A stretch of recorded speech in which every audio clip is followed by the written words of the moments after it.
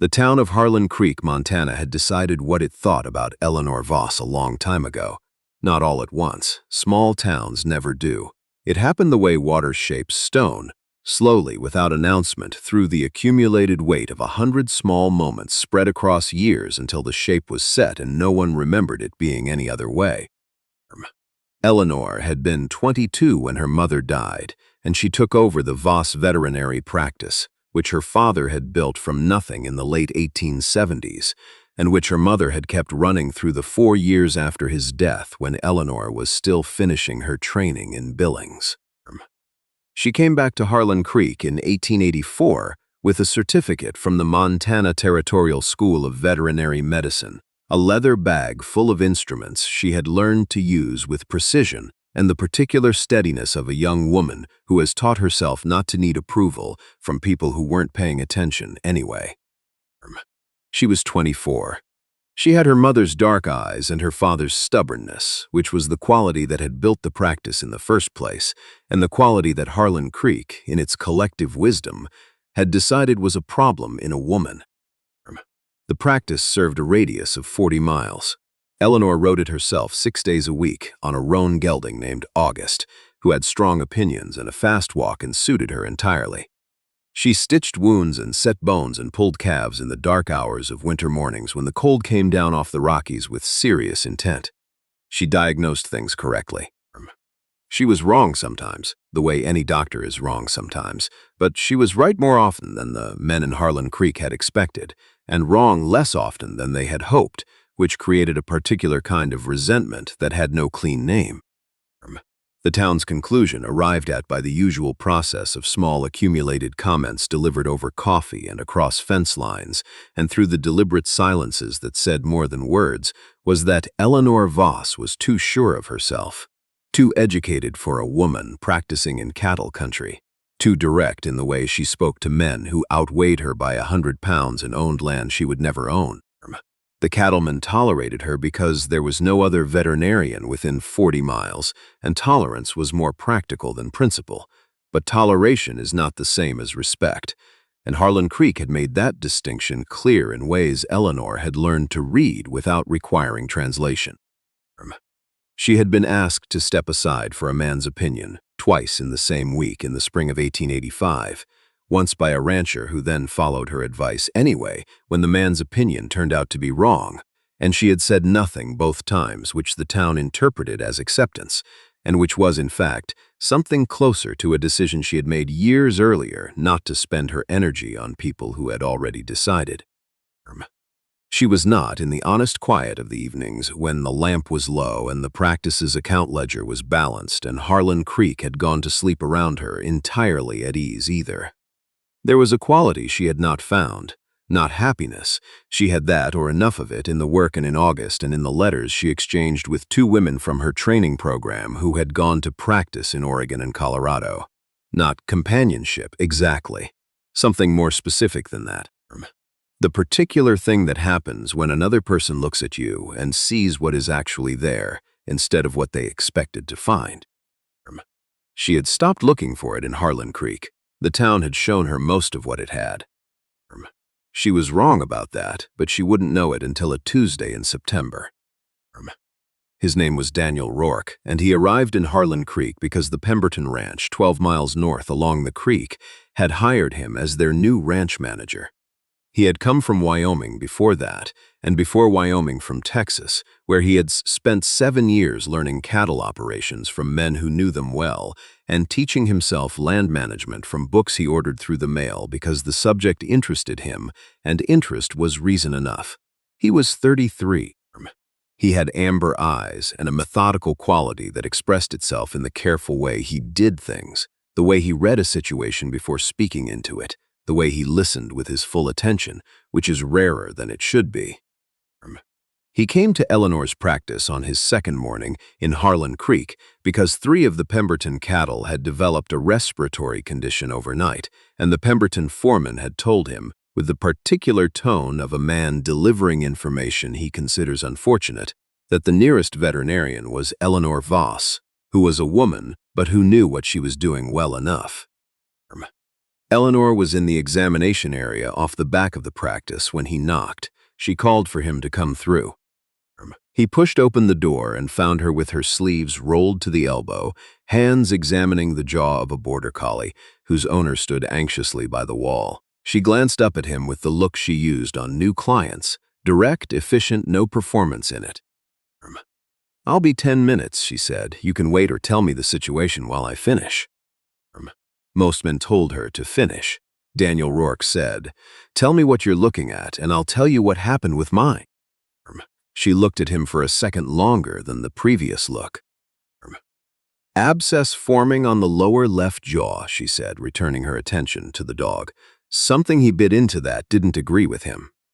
She pressed carefully along the swelling. The dog whined once and then went still under her hands. "The three of you will be fine," she told the dog, which was the kind of thing Eleanor said to animals without self-consciousness, because she had found early in her training that calm voices produced calm patients regardless of species. "Tell me about your cattle." He described the symptoms clearly and in the right order: respiratory distress, nasal discharge, 2 animals running a fever, onset overnight. She listened without interrupting.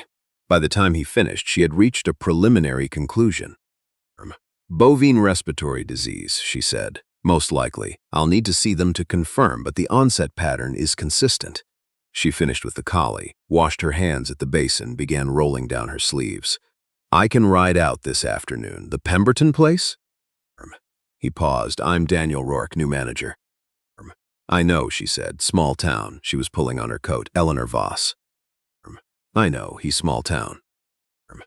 She almost smiled.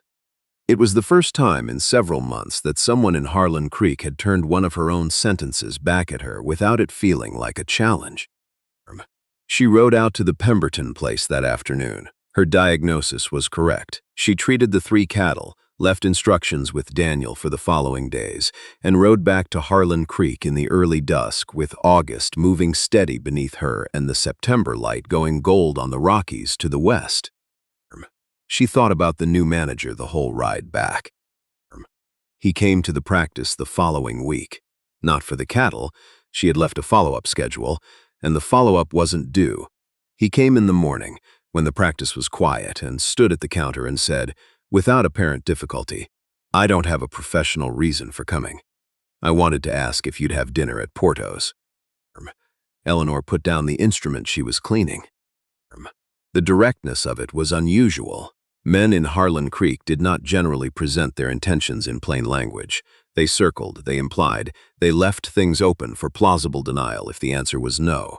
Daniel Rourke had walked in and stated the situation as if it were a fact of cattle management. "Here is the condition. Here is the proposed solution. What do you think?" She thought several things. She thought that she had been asked to dinner twice before in Harlan Creek. Once by a rancher's son who had spent the meal explaining why women couldn't understand land ownership, and once by a man from the bank who had, within 20 minutes, suggested that her practice would be more stable if she married someone with capital. She thought that she had declined both, and that the town had subsequently concluded she was too particular. She also thought that Daniel Rourke had listened to her describe bovine respiratory disease with the same attention he would have given a colleague, and had turned her own words back at her without condescension, and had stated his current intention with the kind of honesty that is rare enough to notice. "All right," she said. They had dinner at Porto's on a Friday. The conversation went the way conversations go when both people are more interested in the other person than in managing the impression they're making. She told him about her training in Billings and the 2 years it had taken the cattlemen of Harlan Creek to call her by her professional title instead of her first name, and why she had stopped correcting them after a point. He told her about Wyoming and the land there, and why he had left a good position to take one that was, on paper, a lateral move. "Why Harlan Creek specifically?" she said. 3 offers, he said. "Montana, Colorado, Kansas. The Pemberton land is the best of the 3. Good grass, good water, the right elevation." "That's all," she said.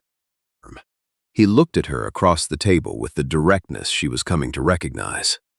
"I'd been here 2 days before I started thinking there might be other reasons." Eleanor looked at him steadily. "You're not subtle," she said. He said, "I've found it wastes time." The town noticed. Small towns notice everything that happens between people, and Harlan Creek had the additional interest of the particular combination. The new manager from out of state, and Eleanor Voss, who was, by Harlan Creek's long-established understanding, too much for any man inclined to stay. It was Carl Braddock, who ran the feed supply and considered himself a fair man, who raised the subject with Daniel in the 3rd week of October. They were at the livery, waiting for horses to be reshod, and Carl said it the way men in small towns say things they have been building toward. Casual, almost offhand, with the weight of community consensus behind it. "Eleanor Voss is a good woman," Carl said. "Sharp as a tack, but she's a lot to take on. Strong opinions about how things ought to be done. Doesn't back down easy. She's turned men away before." He paused with the pause of someone waiting for acknowledgement. Some men find that kind of woman hard to build a life alongside. Daniel was looking at his horse, checking the shoe work with the attention of someone who takes care of equipment properly. He didn't look up immediately. "She turned men away," he said. "Two that I know of." "What were they like?" Carl blinked. "The men?" "Yes." Carl hadn't been asked that particular question. He thought about it. Well, one was young, son of a rancher. The other was alderman from the bank. Good men. But she turned them down. She did. Daniel ran his thumb along the edge of the new shoe, checking the set of it. "Then she made a good decision twice," he said. "That doesn't sound like a problem to me." Carl scratched the back of his neck. "She's not easy to." "Carl," Daniel said, not unkindly, "I appreciate what you're doing. I don't need it." Carl was quiet for a moment. "You know what you're getting into," he said. It was not entirely a question. "I know she trained for 2 years to do work that men in this town do by gut feeling and do worse," Daniel said. "I know she rides 40 miles in Montana winter to do a job that needs doing. I know she kept her father's practice running when anyone else would have sold it and gone somewhere easier." He stood up from the shoe. "That's not too much. That's just enough." Carl had no answer for this. He thought about it for several days afterward, which was perhaps the point.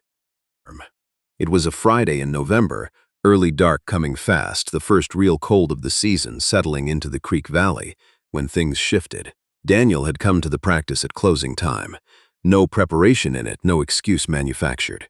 Eleanor was latching the supply cabinet when he knocked on the frame of the open door, and she turned and looked at him and waited. "I thought we could walk," he said, "along the creek if you want." She looked at him for a moment.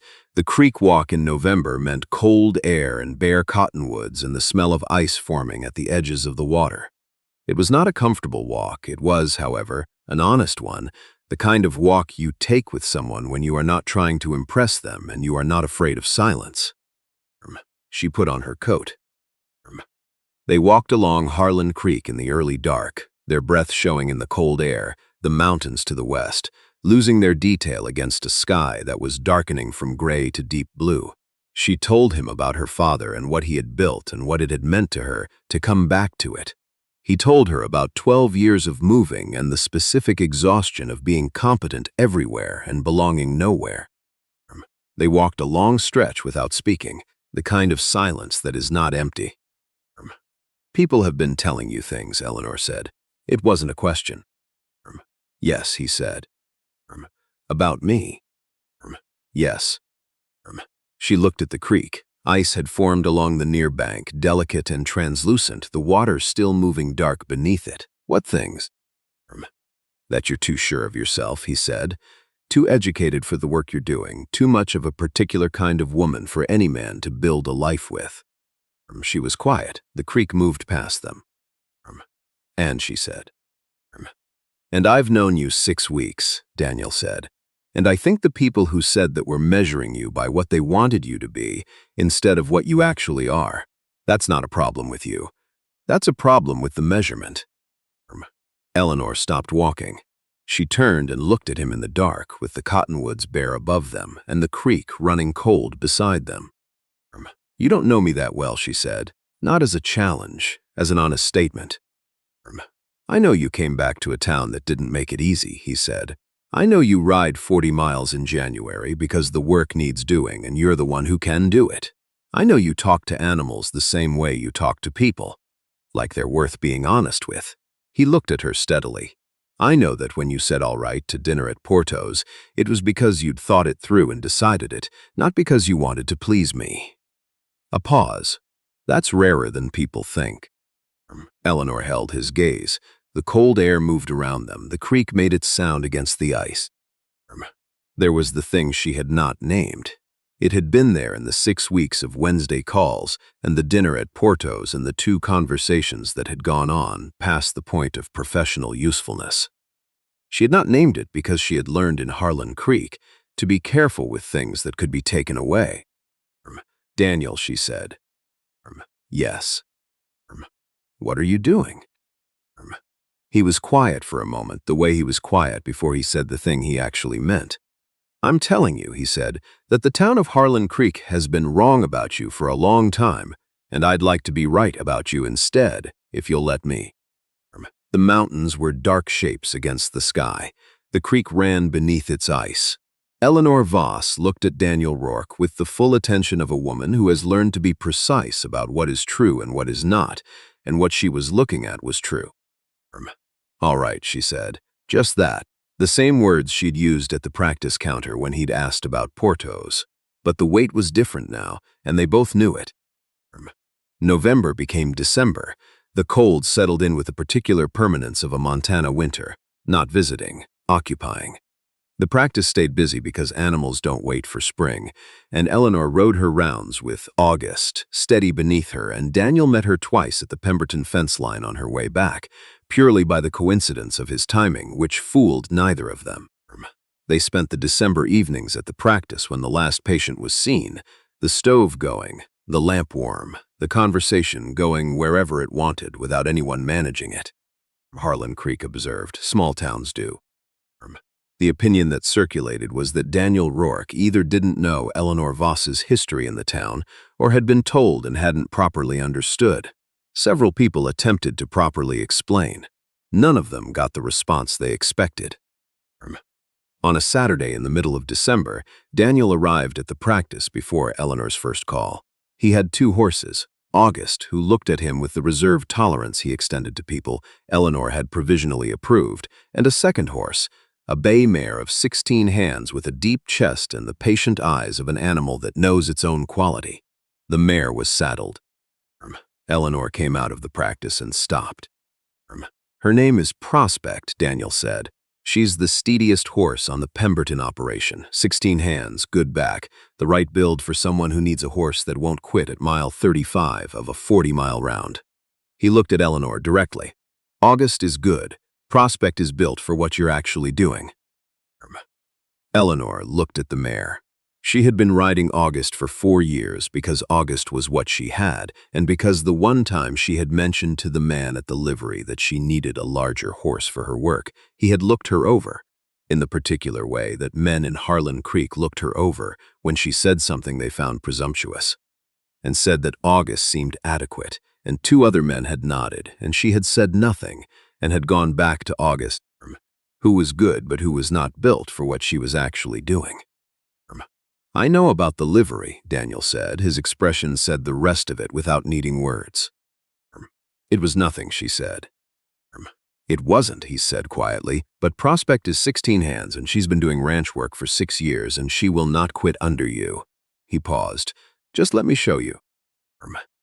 Eleanor looked at the mare. Prospect looked back at her with the dark, unhurried eyes of a horse that has been selected for good character and knows its own worth. Eleanor Voss was not a woman who let other people's opinions make her decisions. She had proven that in Billings, and she had proven it every winter morning in Harlan Creek since. She put her foot in the stirrup. She swung up. Prospect stood exactly as she should. No shift, no sidestepping, no adjustment requested. The mare took Eleanor's weight with the easy steadiness of an animal that is the right size for the job and has always been. Eleanor sat in the saddle and felt the ground at a height she had not ridden at in years, and the 40-mile radius of her practice felt, from up here, like something different. like something manageable in a way it had always been, but that no one had ever properly equipped. She looked down at Daniel, who was looking up at her with an expression she had learned to read, quiet satisfaction and something warmer underneath it. Well, she said. Well, he said. She's the right size, Eleanor said. The words came out simpler than she intended. She meant the horse. She also, without planning it, meant something more than the horse, and the look on Daniel's face said he understood both meanings. She is, he said. He swung up on his own horse, and they rode north along the creek toward the Pemberton pasture in the December morning. Eleanor rode Prospect with the ease of someone who has found the right instrument after years of making do, and the Montana winter opened up around them in its flat, serious, magnificent way. The north pasture in December was a thing worth seeing. The frost had come the night before and caught on everything, every blade of dried grass, every fence wire, every surface the night had touched, so that the whole field stood silver in the low morning sun, crystalline and precise, the way Montana does things when it decides to be beautiful rather than merely enormous. A creek cut along the far edge, half frozen, the moving water catching light beneath the ice. They stopped their horses at the fence and looked at it. You were right, Eleanor said. About the pasture. About the ride-out, she said. It's worth seeing. He looked at her. There are a lot of things worth seeing that people in Harlan Creek have gotten in the habit of not looking at. The frost field glittered. The horses stood still, their breath showing in the cold air. How is it going? Eleanor said. The question was light, almost careful. The thing you said you wanted, being right about me. Daniel turned his horse slightly, so he was looking at her directly. You tell me, he said. She looked at the field. The frost was the color of the light, which was the color of the cold, which was the color of the morning, all of it the same silver. Better than I thought it would, she said, when you first came through the door. What did you think? That you'd find out what the town thought, she said, and decide it was easier to agree with them. Eleanor, he said. She looked at him. I have spent 12 years looking for a place worth stopping, he said. And a person worth stopping for. Those are two different things, and I hadn't found either of them in the same place at the same time. He paused. I've been in Harlan Creek 3 months. I found the land in the first week. He looked at her steadily with the amber eyes that were serious and warm and not performing either. I found the second thing on the second day. Eleanor Voss had been precise all her life, about diagnosis and about distance and about what was true and what people wanted to be true, which are not always the same thing. She looked at Daniel Rourke in the frost field in the December morning and applied the same precision. It was true. Ask me, she said. He did. She said yes. They were married in March, when the creek was running fast with snowmelt, and the first green was showing in the pastures. It was a small ceremony because Eleanor had no patience for elaborate, and Daniel had no interest in performance, and the combination produced exactly the wedding that two people who have thought carefully about what matters are likely to produce. The important thing happened, and the rest of it was kept brief. Harlan Creek attended in full, because Harlan Creek attended everything, and because there was a particular quality of interest in attending the wedding of a woman the town had written off, and a man who had apparently read the situation and reached an entirely different conclusion. Mrs. Aldridge, who had made the wedding cake and who had always privately thought the town's opinion of Eleanor was more about habit than honest judgment, said afterward that she had suspected this was coming since November. Carl Braddock from the feed supply attended and did not, to his credit, say anything about having warned Daniel, which was because he had the decency to understand that the warning had been wrong. The two men who had taken Eleanor to dinner and left Harlan Creek with different assessments of her were not present, being in other places, which was appropriate. Eleanor's older brother, who had watched the whole thing from his ranch 20 miles east with the contained satisfaction of someone who had hoped for a particular outcome for a long time, and was watching it arrive at last, sat in the second row and was not composed when the moment came. Eleanor kept her practice. She expanded it in the second year, taking on a young assistant from Billings who had the same kind of training she had and the same difficulty finding a town willing to take her seriously. Daniel managed the Pemberton operation with the competence that had gotten him hired and with the additional quality that good work takes on when the person doing it has somewhere worth returning to in the evening. She rode Prospect every day of her working life. The 40-mile radius stayed 40 miles, but it felt different from the saddle of a horse built for the distance. She covered it in less time and arrived at the far end of it with something left in reserve that August, good as he was, had never quite managed to leave her. The town's opinion revised itself.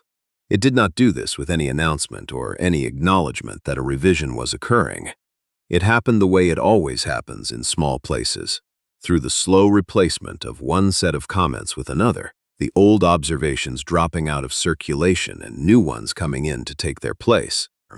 The new ones were different in tone and in substance, and anyone paying attention would have noticed the difference. Though paying attention is not always what small towns do best. What they said now when Eleanor Voss was mentioned, Eleanor Rourke, though she kept Voss on the practice sign because it had been her father's name on the door and she saw no reason to change it, was that she was good at what she did, which she had always been. It had simply taken the right man to ride up, look at the situation clearly and say, "Let me show you what I see." I keep thinking about the moment Eleanor put her foot in that stirrup.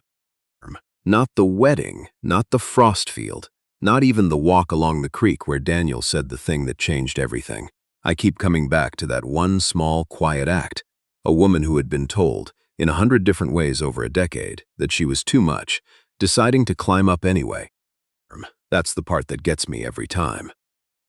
Because here's what I've come to understand. The way Eleanor's story unfolded wasn't luck, it wasn't fate.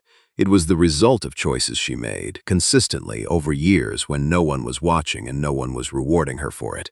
She rode 40 miles in Montana January. She kept her father's practice running when selling would have been easier. She said no, twice, to men who would have required her to become smaller. Every one of those choices was a cause. Daniel Rourke walking through her door was the effect, not the other way around. We like to tell stories about love-finding people, but what actually happened in Harlan Creek is that a woman built herself into someone worth finding, and then a man with enough integrity to recognize what he was looking at walked into her practice on a Tuesday morning and paid attention. That's what integrity looks like in practice, not a dramatic gesture, not a speech. Daniel didn't ride into town to rescue Eleanor. He simply refused to accept the town's version of her when his own eyes told him something different. He looked at a woman who had taught herself veterinary medicine, who rode alone through mountain winters, who had turned down 2 men rather than compromise what she knew she was worth, and he thought, that's not too much, that's exactly enough. The willingness to see clearly and to say so plainly, even when the whole town is telling you you've read it wrong, that's a kind of moral courage that doesn't get named often enough. And Eleanor. She had the intelligence to have built something real before anyone came along to see it. She didn't wait to be believed in before she did the work. She learned bookkeeping when no one would teach her. She built a practice that served 40 miles in every direction. She kept going on the days when the cattleman looked through her and the liveryman made her feel small and the town's opinion settled around her like weather she couldn't change. That kind of steady, persistent intelligence, the kind that keeps solving the problem in front of it regardless of whether anyone is applauding, is the thing that makes a life worth living in, before anyone else gets to live it alongside you. What I think about most, though, is the persistence. Eleanor didn't harden. That's the part I find hardest to hold on to in my own life, the not hardening. She stayed open enough that when Daniel arrived, she could recognize him. She was still capable of saying all right, still capable of climbing up on Prospect and letting herself feel what it was like to be properly equipped for the distance she had always been traveling. The town revised its opinion eventually. But Eleanor didn't need the revision. She had already known. She had always known. She had simply been waiting, not passively but actively, doing the work, riding the miles, keeping the accounts, for the world to catch up to what she had already figured out about herself. That's the whole story, really. The rest is just the frost field glittering.